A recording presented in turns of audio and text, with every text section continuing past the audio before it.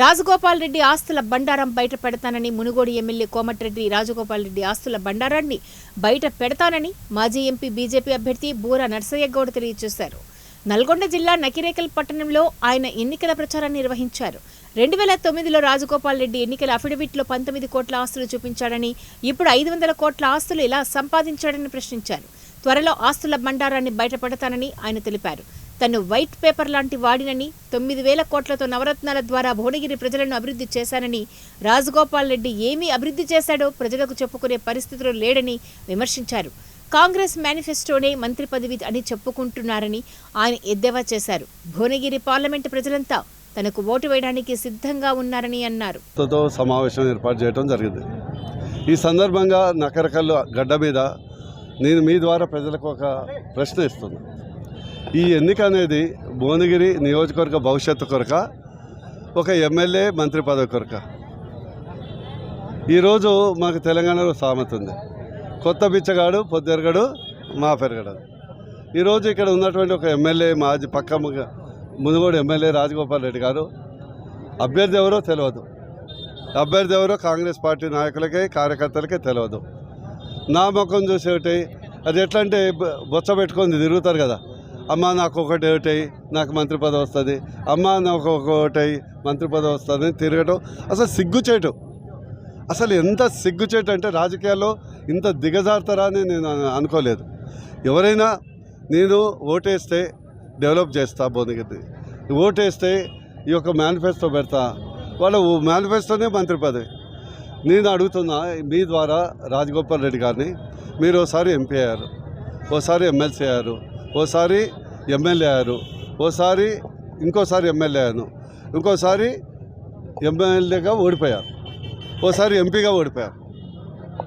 6 సార్లు కాంటాక్ట్ చేస్తే 2 సార్లు ఓడిపోయారు, ఒకసారి నా చేతిలో ఓడిపోయాను. ఓసారి మొత్తం రాష్ట్ర బడ్జెట్ కూడా ఆయన చేతిలో పెడితే బీజేపీలో ఓడిపోయాడు. ఇప్పుడేమంటాడు, నేను బాహుబలి అంటాడు. మీరు బాహుబలి అయితే మునుగోడు ఎట్లా ఓడిపోతారు? ఏదో కాంగ్రెస్ ఏవిలో గెలిచారు. కాంగ్రెస్ వేలు నల్గొండ జిల్లాలో దాదాపు అందరూ ఎమ్మెల్యేలు గెలిచారు. మీ ప్రతాపం ఏం లేదు కదా.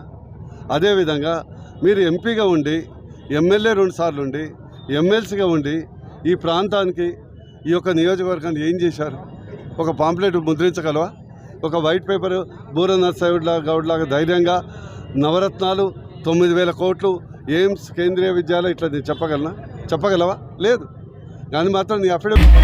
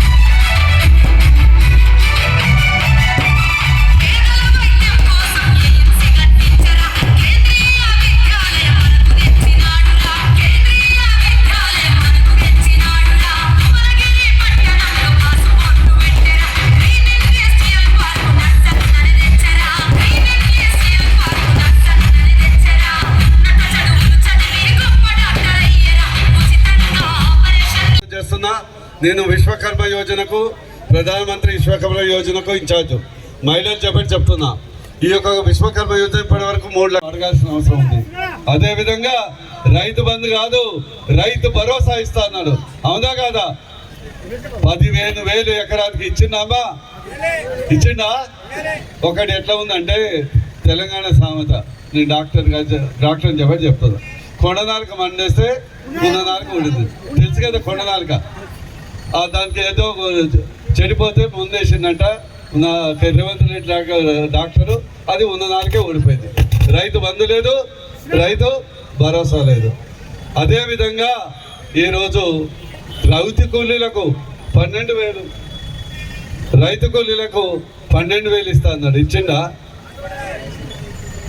అదేవిధంగా మా మహిళలకు ఉచిత బస్సు అని 50% బస్సులు తగ్గించాడు.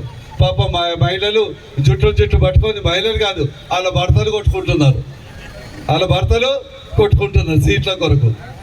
బస్సు చెప్పిందాం ఉచితం. హైదరాబాద్లో 3,000 బస్సులు నడిచేది 1,500 చేసేది. చాలా చలాక కాడు. మన కేసీఆర్ ఒక ఆకు చదివితే రేవంత్ రెడ్డి 2 ఆకులు చదివాడు. ఎట్లా మోసం చేయాలో. ఈరోజు అలాంటి వాళ్లకు మనం ఓటేద్దామా? ఒక్కసారి మోసం చేసినాడు ఓటేద్దామా? అందుకొరకే ప్రచారానికి కూడా రావట్లేదు. వస్తున్నారా ఇంటింటికి? మా బీజేపీ వాళ్ళు వస్తున్నారా? ఇంటింటికి స్టిక్కర్ తెస్తున్నారా? పాపులేట్ తెస్తున్నారా? మరి ఎన్ని భయం లేదు. ఇవన్నీ మోడీ సైనికులు చెప్పిందే చేస్తారు, చేసేదే చెప్తారు. That is Modi, that is BJP, that is Bhuvanagiri. ఈరోజు మొత్తం ఈ యొక్క పార్లమెంట్లో ఒక స్పందన వస్తుంది. మామూలుగా నేను డాక్టర్ కదా, గుండె మీద స్టెథోస్కోప్ పెడితే మామూలుగా ఏమొస్తుంది? లబ్డాబ్ వస్తుంది. కానీ ఎన్నికలు వచ్చినాక, మోడీ గారు ఎన్నికలు వచ్చినాక ఏమొస్తుంది తెలుసా? మోడీ బూరా, మోడీ మోడీ మోడీ మోడీ మోడీ బూరా.